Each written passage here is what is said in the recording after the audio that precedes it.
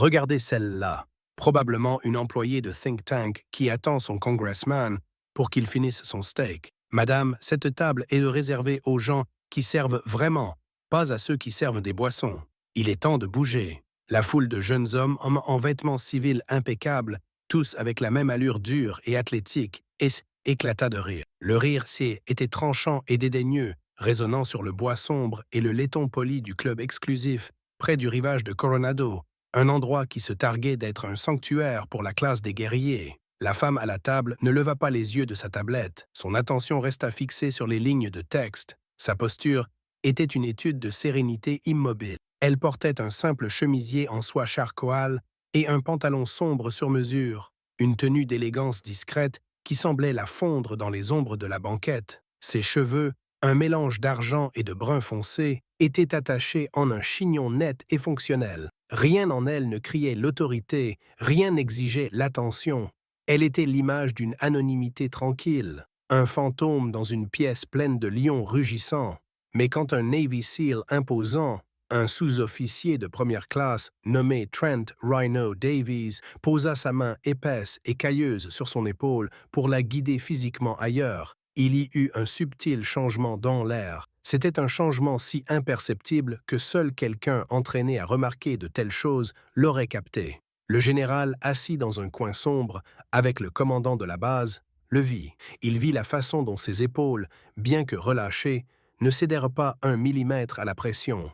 Il vit la façon dont ses yeux, quand elle les leva enfin de l'écran, n'étaient pas en colère, effrayés ou indignés. Ils étaient calmes, ils étaient analytiques, ils étaient les yeux d'un prédateur évaluant une menace, non pas avec peur, mais avec une patience profonde et déconcertante. Si vous croyez que la vraie force n'a pas besoin de s'annoncer, tapez silence ci-dessous.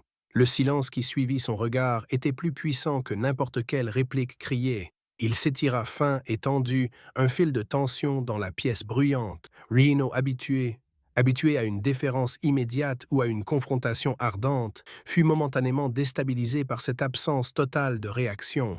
Sa main resta sur son épaule, une ancre d'arrogance dans une mer d'incertitude soudaine. Il prit son calme pour de la faiblesse, son silence pour de la soumission. C'était une erreur courante, faite par des hommes qui mesurent la force en décibels et la dominance en présence physique. « Allô, vous m'avez entendu » insista-t-il, sa voix plus forte maintenant, attirant plus d'attention. « C'est notre place. On vient de rentrer d'une rotation.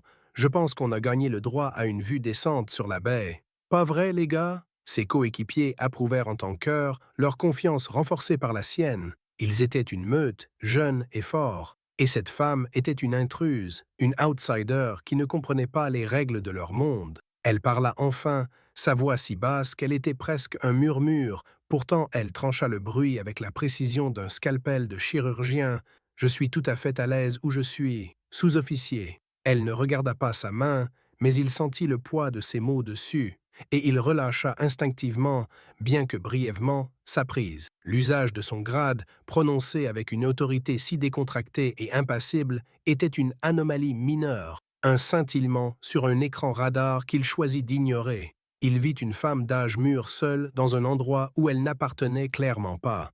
Ses suppositions étaient une forteresse et il n'était pas sur le point de la rendre. Il se pencha plus près, sa voix dégoulinant de condescendance. « Écoutez, je ne veux pas avoir à appeler la direction. C'est un club privé pour les militaires. Vous avez clairement pris un mauvais virage quelque part, entre le yacht club et le spa. Alors pourquoi ne pas être une bonne fille et trouver un tabouret au bar? Je vous offrirai même un appletini pour la peine. » L'insulte était délibérée, une humiliation publique finale, conçue pour la forcer à quitter le siège. Le rire de ses amis fut plus fort cette fois, plus cruel. Toute la partie ouest du club observait maintenant le drame se dérouler. Les officiers juniors détournaient les yeux, ne voulant pas s'impliquer. Quelques marins enrôlés semblaient mal à l'aise, mais aucun n'osa intervenir. Rhino et son équipe étaient des SEALs, les divinités modernes d'une base navale, et leur arrogance était souvent prise pour un droit divin. La femme cligna simplement des yeux. Elle ne recula pas. Elle ne rougit pas de honte. Elle prit son verre d'eau, en but une gorgée lente et délibérée, et le reposa sur le sous-verre avec un clic doux et définitif. Chaque mouvement était économique, dépourvu d'énergie gaspillée. C'était une discipline du mouvement totalement en contradiction avec le personnage civil qu'il lui avait assigné. Son silence était un miroir, et dedans, son propre comportement grossier se reflétait, amplifié et laid. Il commençait à sentir une pointe d'irritation, le genre qui vient quand un simple acte de dominance rencontre un objet inexplicable et immobile. Il était sur le point d'escalader, d'élever la voix et de faire une scène impossible à ignorer quand le monde extérieur à la fenêtre en verre, la vue sereine étoilée de la baie de San Diego, explosa en un flash silencieux et violent de lumière rouge et bleue. Le monde était sur le point de changer, et avec lui, chaque supposition stupide de Trent Davis. Le vrai test n'était pas de force, mais de composure, et la femme qu'il essayait d'intimider était sur le point de donner une masterclass. Le chaos soudain fut immédiat et absolu. La musique ambiante du club s'arrêta, remplacée par le ton strident et perçant d'une alerte de sécurité à l'échelle de la base, hurlant des haut-parleurs montés sur les murs. Des lumières d'urgence rouge commencèrent à clignoter, baignant les visages paniqués des clients dans une lueur infernale et pulsante. La sécurité privée du club, deux hommes costauds en blazer mal ajustés, se dirigea vers les portes, leurs expressions un mélange de confusion et de peur. Les téléphones portables s'allumèrent dans la pièce alors que les gens essayaient d'obtenir des informations, mais le signal était mort. Un protocole de brouillage. Ce simple fait envoya une vague de véritable terreur à travers le personnel militaire dans la pièce. Ce n'était pas un exercice. C'était réel. L'officier senior sur place, un jeune lieutenant de la Navy nommé Harris, frais d'un poste de bureau au quartier général de Nav Base Coronado, commença à crier dans sa radio, sa voix craquante d'inexpérience. Ici, Oasis Club, nous sommes en lockdown. Quelle est la nature de la menace? Over. La réponse fut un éclat de statique suivi d'un bavardage paniqué, fragmenté de différents canaux. Motorcade compromis. VIP hors réseau.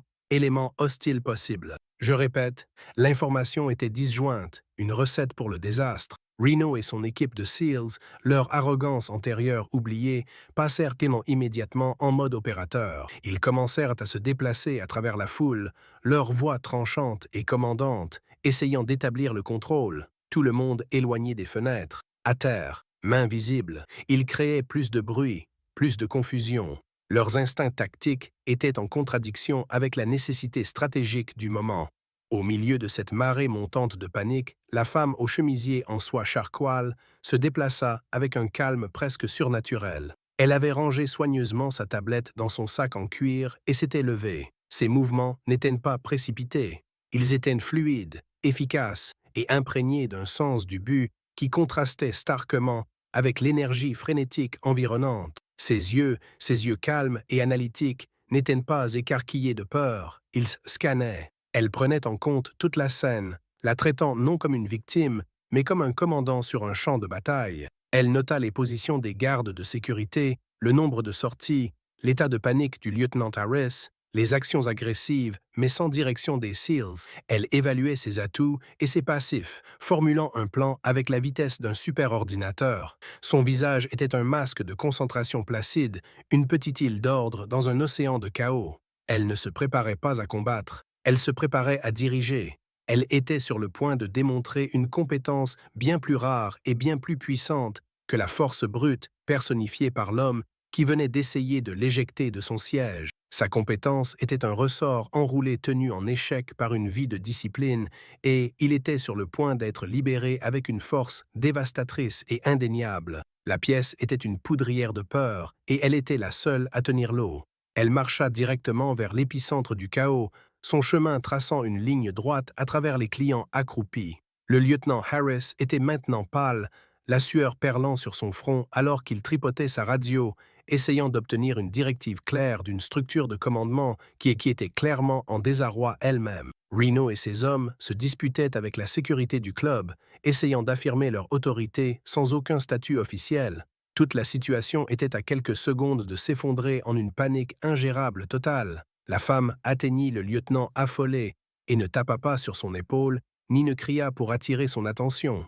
Elle se tint simplement dans sa vision périphérique, un pilier d'immobilité, jusqu'à ce qu'il la remarque enfin.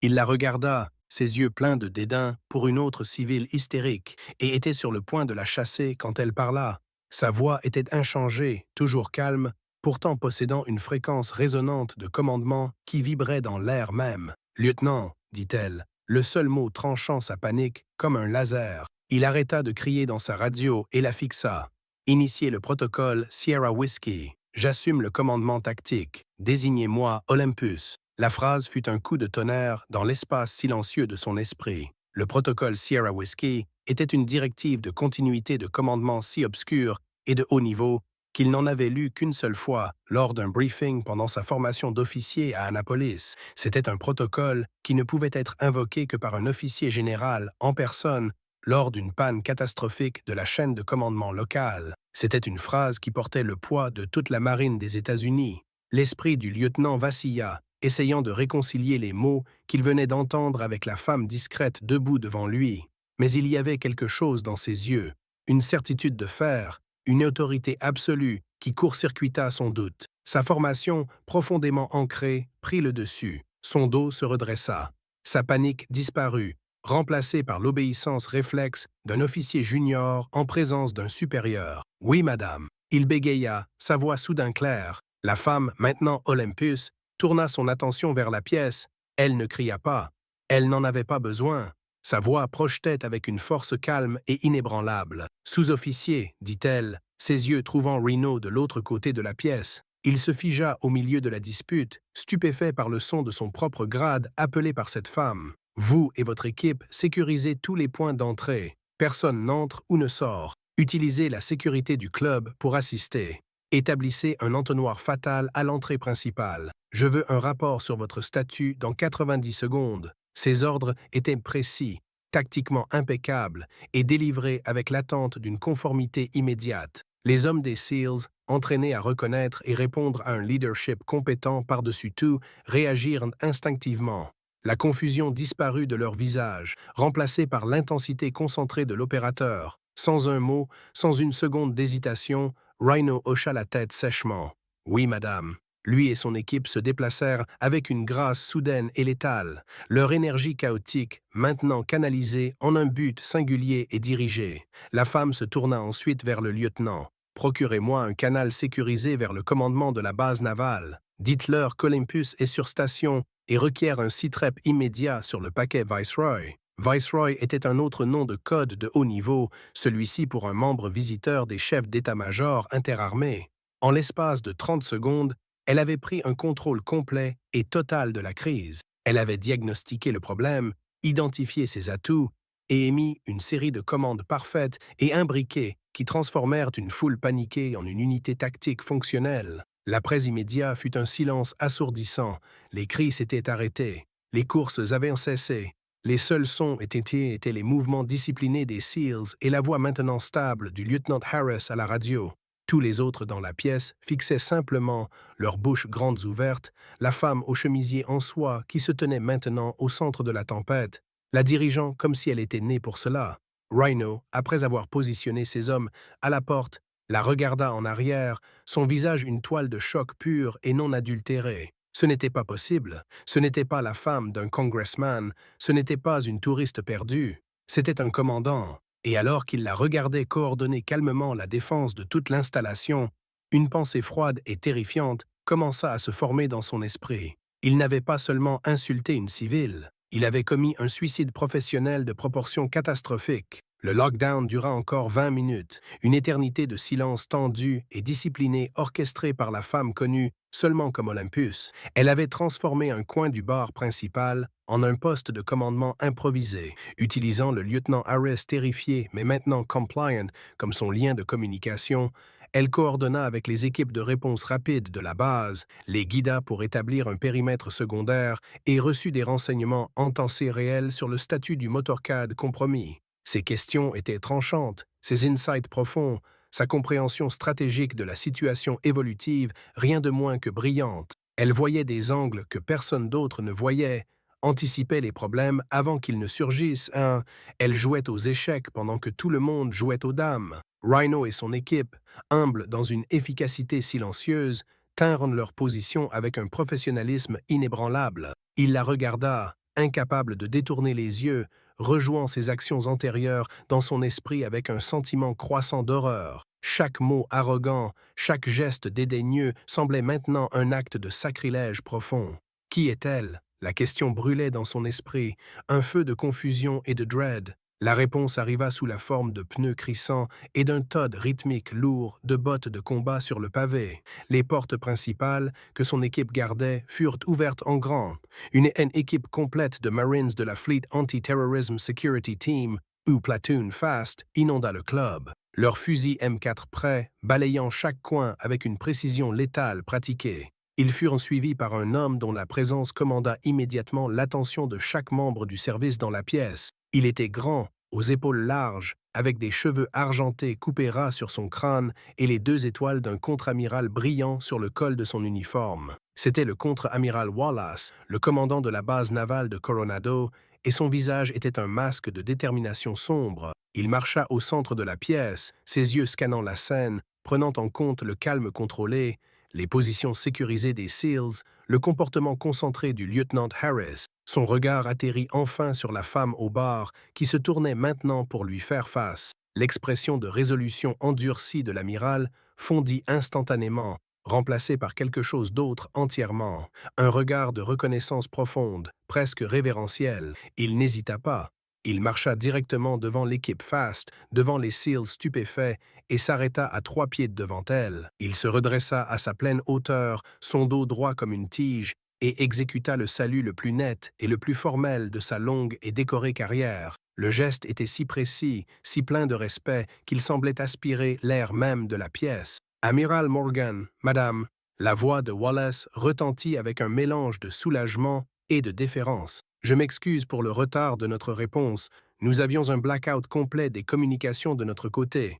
Vos actions ici étaient du manuel. Vous avez le Viceroy. » La pièce devint totalement immobile. Les mots Amiral Morgan et Madame planaient dans l'air, lourds et incroyables. Rhino sentit le sang se drainer de son visage. C'était comme si le sol s'était effondré sous ses pieds. Amiral, pas un capitaine, pas un commandant, un amiral. Le rang était presque mythique, un panthéon de dieux qui dirigeait le cours de toute la marine. Il n'avait jamais même été dans la même pièce qu'un amiral 4 étoiles avant, encore moins parlé à un, encore moins posé ses mains sur un. La femme, l'amiral Morgan, donna simplement un léger hochement de tête, presque imperceptible. La situation est sécurisée. Amiral Wallace, le Viceroy n'est pas sur site. C'était une fausse alarme, une diversion.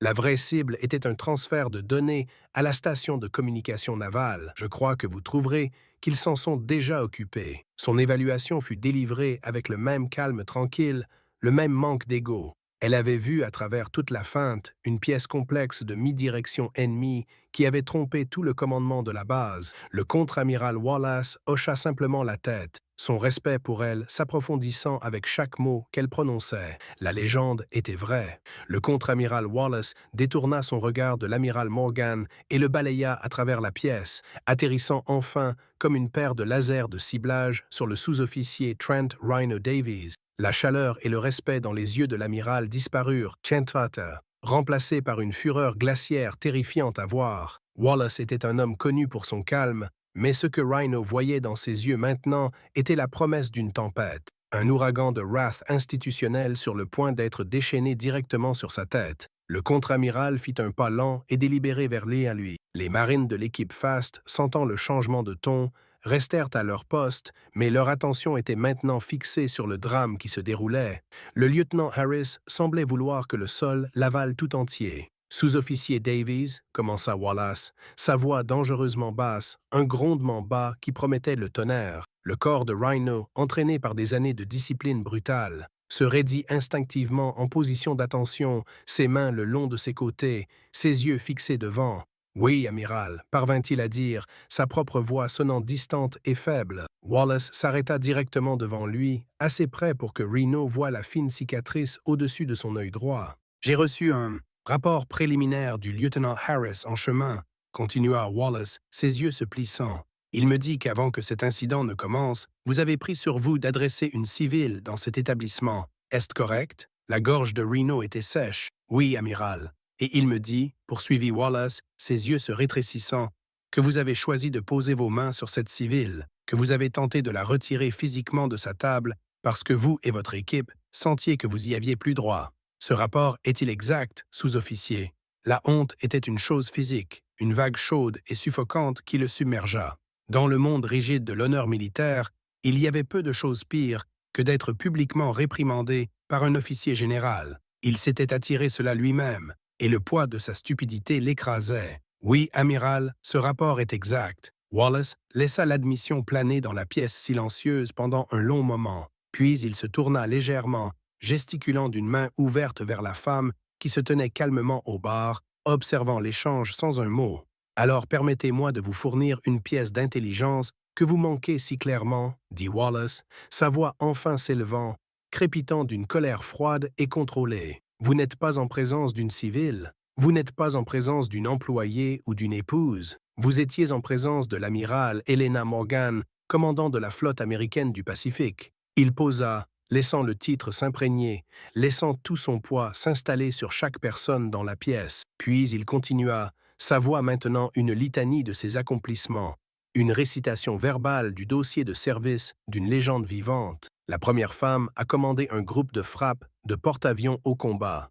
L'architecte de l'opération Silent Trident, une campagne qui sera étudiée au War College pour les 100 prochaines années. Une aviatrice avec plus de 4000 heures d'appontage sur porte-avions, la plupart de nuit. La femme qui signe les ordres de déploiement pour chaque navire, chaque sous-marin et chaque avion dans cette moitié du monde. La femme qui est en ce moment même votre officier commandant ultime et l'officier féminin de plus haut rang dans l'histoire des forces armées des États-Unis. Wallace tourna la tête pour faire face à Rhino, ses yeux flamboyants. Vous n'avez pas demandé à une civile de bouger. Vous avez posé vos mains sur la flotte du Pacifique. Vous avez insulté une légende vivante, et vous l'avez fait parce que vous avez fait une supposition basée sur ce que vous voyiez au lieu d'avoir l'humilité de considérer ce que vous ne saviez pas. Vous avez regardé une compétence tranquille et n'avez vu qu'une cible pour votre arrogance. C'est une erreur qu'un sous-officier ne peut pas se permettre. C'est une erreur qu'un Navy SEAL ne doit jamais faire. Suis-je clair? Les deux derniers mots étaient comme un coup physique. Rhino ne put que bégayer une seule réponse étouffée. Les seuls mots qui lui restaient dans les ruines de sa carrière et de sa fierté. Crystal, amiral, l'histoire de ce qui s'est passé à l'Oasis Club cette nuit-là ne se contenta pas de se propager, elle explosa. Elle traversa la base navale de Coronado avec la vitesse d'une onde de choc, voyageant à travers des conversations chuchotées dans les messes, des messages cryptés entre les navires en mer et des appels tardifs dans les casernes. Elle devint une légende instantanée, un morceau de folklore militaire moderne. On l'appelait la nuit d'Olympus ou simplement la loi de Morgan. Les détails étaient embellis à chaque récit, le nombre d'hostiles, le niveau de danger, la férocité de la réprimande de l'amiral Wallace envers le SEAL arrogant, mais le cœur de l'histoire, la vérité essentielle, restait inchangée. C'était une histoire sur les suppositions. C'était une histoire sur la vaste différence silencieuse entre la force perçue et le pouvoir réel. Elle devint un conte cautionnaire raconté aux nouvelles recrues, une leçon d'humilité enfoncée aux officiers juniors arrogants. Le nom d'Helena Morgan, déjà respectée dans les hauts échelons du commandement, devint quelque chose de plus parmi les rangs enrôlés, un symbole. Elle était la professionnelle tranquille, l'incarnation vivante de l'idée que la compétence était sa propre accréditation, que l'autorité était gagnée par l'action, pas annoncée avec bravade. La table où elle avait été assise, une simple banquette surplombant la baie, devint un landmark officieux. On la surnomma le perchoir de l'amiral. Personne ne la réservait jamais. Elle était simplement laissée ouverte, un tribut silencieux. De jeunes officiers et du personnel enrôlé s'y asseyaient parfois, non avec l'arrogance que Reno avait affichée, mais avec une sorte de révérence tranquille, comme si espérant que quelque chose de sa composure, de son calme profond et inébranlable, pourrait déteindre sur eux. La phrase qu'elle avait utilisée, « Désignez-moi Olympus », entra dans le lexique officieux de la flotte. Elle devint un raccourci pour prendre un contrôle absolu, décisif et compétent d'une situation chaotique. Un maître-chef luttant, avec une avarie moteur complexe, pourrait dire « D'accord, reculez, je déclare Olympus ». Un pilote face à une urgence en vol pourrait calmement appuyer sur son micro et dire « Tour, soyez avisés, Olympus est sur le pont ».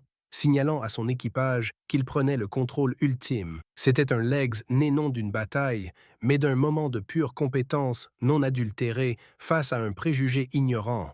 C'était un témoignage du fait que l'arme la plus puissante dans n'importe quel arsenal est un esprit calme et la volonté de l'utiliser. Les ondulations de cette nuit se propagèrent bien au-delà des rivages de San Diego. Une vague tranquille de changements culturels lavant les rangs du service, qui apprenait lentement mais sûrement que la force venait sous de nombreuses formes, et la plus formidable était souvent celle qu'on ne voyait jamais venir. Pour le sous-officier Trent Rhino Davies, l'après fut un creuset de honte et de réflexion. Il s'attendait à être crucifié, un mât de capitaine formel, une réduction de grade, peut-être même une exclusion des équipes SEAL qu'il avait tant sacrifiées pour rejoindre. Le poids de sa transgression était assez lourd pour mettre fin à une carrière, et il le savait. Il passa les 48 heures suivantes dans un limbo administratif, confiné à ses casernes, attendant que la hache tombe. L'appel vint enfin non de son propre commandement, mais du bureau du commandant de la base. Il devait se rapporter en uniforme de cérémonie au bureau du contre-amiral Wallace. Il marcha les longs couloirs stériles du quartier général, se sentant comme un homme en route pour sa propre exécution. Il fut usheré dans le bureau où Wallace était assis derrière un grand bureau en acajou, son expression illisible. Mais Wallace n'était pas seul. Debout près de la fenêtre, regardant la flotte ancrée dans le port, était l'amiral Helena Morgan. Elle était maintenant en uniforme de service blanc, les 4 étoiles argentées sur ses épaulettes semblant briller d'une luminosité impossible. Elle se tourna quand il entra, et ses yeux tenaient le même regard calme et analytique qu'au club. Il n'y avait pas de colère en eux, pas de traces de triomphe. Il n'y avait qu'une évaluation tranquille et professionnelle. Rhino se tint en attention rigide, son cœur battant dans sa poitrine. Ce fut l'amiral Morgan qui parla en premier, à l'aise, sous-officier. Sa voix était douce, mais elle portait l'autorité sans effort d'un rang. L'amiral Wallace et moi avons discuté de vos actions, dit-elle, son ton factuel. Votre dossier, jusqu'à cette nuit, a été exemplaire. Vous êtes un opérateur hautement qualifié, un atout pour votre équipe et pour la Navy. Elle posa, laissant les mots planer avant de continuer. Vous avez aussi démontré un manque profond de jugement. Vous avez permis à l'arrogance et aux préjugés d'obscurcir votre perception. Dans une situation de combat, ce genre d'erreur peut coûter des vies, la vôtre et celle des hommes qui vous font confiance pour prendre la bonne décision. Elle marcha lentement vers lui, s'arrêtant à quelques pieds. La Navy a 2 options ici. Nous pouvons vous punir, faire un exemple de vous, et ce faisant, nous perdrions probablement un atout précieux qui a coûté des millions de dollars et des années à former. Ou nous pouvons nous assurer que la leçon a été apprise, vraiment apprise, et que vous puissiez ensuite passer cette leçon aux autres. Elle le regarda directement dans les yeux. J'ai recommandé à l'amiral Wallace qu'aucune action disciplinaire formelle ne soit prise contre vous. Votre dossier restera propre. Rhino fut stupéfait dans son silence. Il ne pouvait pas croire ce qu'il entendait. C'était un sursis qu'il ne méritait pas. Un acte de grâce qui était plus humiliant que n'importe quelle punition. « Madame, je ne comprends pas, bégaya-t-il. Vous comprenez parfaitement. Sous-officier, répondit-elle, son expression inchangée. La punition est facile, l'éducation est dure. Votre humiliation publique était une leçon bien plus efficace que n'importe quelle réduction de grade. Vous la porterez avec vous pour le reste de votre carrière. Chaque fois que vous serez sur le point de faire un jugement hâtif, chaque fois que vous sentirez l'envie d'affirmer votre dominance par l'arrogance, vous vous souviendrez de cette nuit. Vous vous souviendrez de ce que ça fait d'être si profondément et complètement dans l'erreur. Cette mémoire fera de vous un meilleur SEAL. Elle fera de vous un meilleur leader. Ne la gaspillez pas. Elle lui donna ensuite un seul et dernier conseil, des mots qui deviendraient la nouvelle pierre angulaire de son ethos professionnel. La compétence n'a pas besoin d'un panneau d'affichage sous-officier. Soyez juste prêt. Avec un léger hochement de tête, elle se tourna et sortit du bureau, le laissant seul avec l'amiral Wallace et le silence résonnant d'une seconde chance. Des mois plus tard, la chaleur du golfe Persique miroitait sur le pont du USS Ronald Reagan. Le sous-officier Trent Davies se tenait sur le fantail, regardant un nouveau groupe de marins passer à un exercice de contrôle des dommages. Il était différent maintenant. L'énergie bruyante et exubérante avait disparu, remplacée par une intensité tranquille, une vigilance qui n'avait pas été là avant. Il était plus observateur, plus pensif. Il parlait moins et écoutait plus. Ses coéquipiers avaient remarqué le changement. Ils l'appelaient le moine. Maintenant, une blague qui tenait un noyau de vérité. Il était devenu un étudiant du silence, un croyant en le pouvoir de la compétence tranquille. Un jeune SEAL frais de BDS et débordant de la même arrogance cocky que Rhino avait autrefois possédée, s'approcha à côté de lui. Le gamin fit un geste du menton vers un nouvel officier du renseignement qui briefait un groupe de pilotes à proximité. Elle était jeune, à peine sortie de l'université, et elle parlait avec une précision académique tranquille. « Regardez ça. » Le jeune SEAL ricana. « Il nous envoie des bibliothécaires maintenant, mais elle n'a jamais même vu l'intérieur d'une salle de gym. » Rhino ne tourna pas la tête. Il garda ses yeux fixés sur l'horizon pendant un long moment. Puis il parla, sa voix basse et stable. « Laissez-moi vous raconter une histoire, dit-il. C'est à propos d'une table dans un club à Coronado. C'est à propos d'une femme en chemisier de soie. Et c'est à propos de la plus grosse erreur que j'ai jamais faite dans ma vie. » Il procéda à raconter au jeune SEAL l'histoire de la nuit d'Olympus, non comme un ragot de flotte, mais comme une confession personnelle, une parabole de sa propre stupidité. Il expliqua la leçon profonde que l'amiral Morgan lui avait enseignée sans jamais élever la voix, que la personne la plus dangereuse dans n'importe quelle pièce est souvent celle qu'on néglige, que la vraie autorité n'est pas projetée, elle est reconnue. Le jeune SEAL écouta, son ricanement s'effaçant lentement, remplacé par un regard de compréhension et de respect naissant. La leçon était transmise, le Legs continuait, c'était le vrai génie du leadership de l'amiral Morgan. Elle n'avait pas juste corrigé l'erreur d'un seul marin.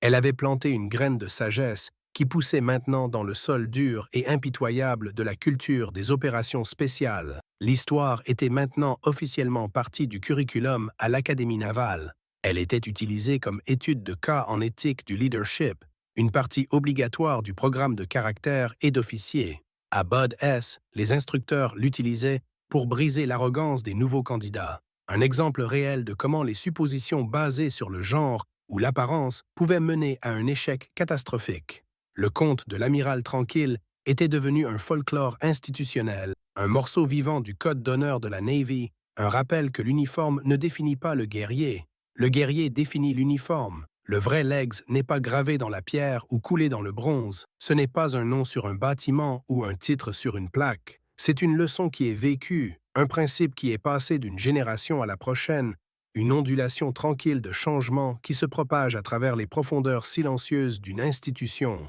Le Legs de l'amiral Helena Morgan n'était pas dans les batailles qu'elle avait gagnées ou les commandements qu'elle avait tenus. C'était dans le changement qu'elle avait inspiré chez un seul sous-officier arrogant. C'était dans l'histoire qu'il racontait maintenant à une nouvelle génération de guerriers, assurant que sa leçon d'humilité et de respect résonnerait longtemps après qu'elle ait retiré sa commission.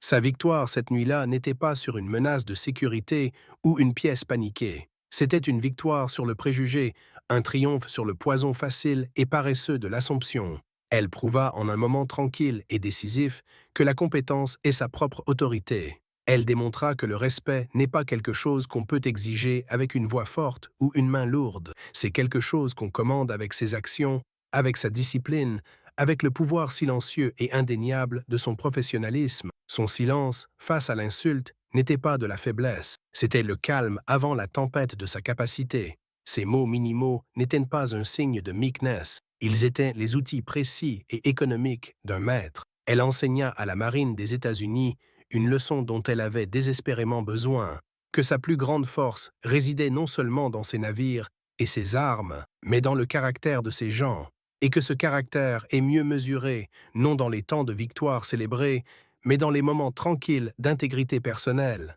La vraie force d'un guerrier n'est pas la capacité de combattre, mais la sagesse de savoir quand et comment diriger. C'est la compréhension que le vrai pouvoir n'a besoin d'aucune annonce, car il est ressenti dans le calme d'une crise. Il est entendu dans la clarté du commandement, et il est vu dans les yeux de ceux qui le témoignent. C'est le professionnel tranquille qui finalement façonne le monde, non avec du bruit, mais avec de l'effet. Pour plus d'histoires, où la compétence tranquille triomphe de l'assomption bruyante et où le professionnalisme silencieux définit la vraie valeur, abonnez-vous.